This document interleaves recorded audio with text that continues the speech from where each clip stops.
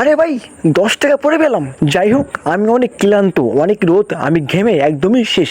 এমন না পকেটে নাই 1 টাকা।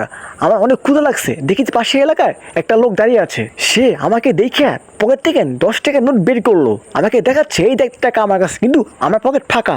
এই লোকটা টাকা দেখিয়ে দেখিয়ে কোথায় যেন যাচ্ছে, আমি তাকে ফলো করলাম। দেখি যে সে নদীর কাছে বসলো, বসার পর 10 টাকা কস্তুরি পানা মধ্যে রাখলো, রাখার পর সে চলে গেল। আরে ভাই, কি হলো এটা? তারপরে আমি আস্তে করে চলে গেলাম কস্তুরি পানার কাছে। 10 টাকা ভাই, 10 টাকা পেলে আমি কত কিছু খাইতে পারি, কিন্তু ওই লোকটা আমার দিকে হা করে তাকিয়ে আছে।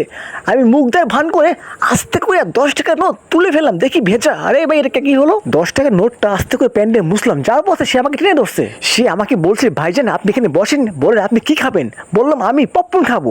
ঠিক আছে, আপনি এখানে বসেন, আমি আপনার জন্য নিয়ে আসি। কিছু বুঝলাম না, টাকা ওই রাখলো, টাকা ওই নিল। ভাই কি হলো এটা বুঝতেছি না। পরে দেখি আমার জন্য সে পপকর্ন নিয়ে আসছে, তা আবার সেই খাচ্ছে, আমাকে দিচ্ছে না। তারপর